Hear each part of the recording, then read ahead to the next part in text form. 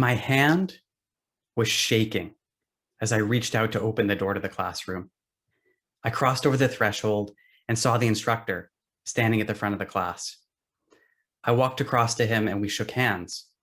Then he passed me a Glock handgun and a holster and told me to put it on. Thanks to SSHRC funding, I spent the summer of 2019 with the National Rifle Association of America, trying to find out more about how the organization tells stories in order to build a political community of gun owners. Confused? Let's step back. So I'm assuming when most of you think of the NRA, you're probably thinking about lobbying or campaign donations. What you might not know is that in most years, the organization actually spends more on their teaching and communications programs. NRA instructors teach about 750,000 Americans every year. Their magazine regularly reaches over 2 million people. They even have 3 museums. These communications often take the form of a narrative, a story, which scholars are increasingly realizing is an important part of political communication.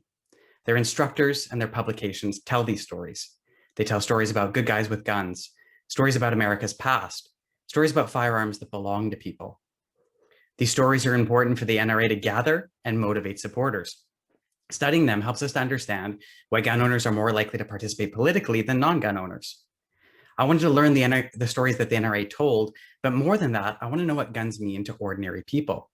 So I spent 3 months in Virginia and Indiana, where I shot guns, learned from NRA instructors, attended NRA events, and sat down for coffee with regular gun owners.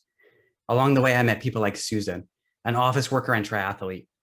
Susan started shooting with her dad, who'd passed away only a few short months before we met.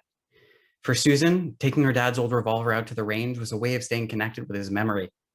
Others spoke of firearms being a tradition, and for most of my participants, these objects were intimately tied to their core political values: liberty, autonomy, responsibility.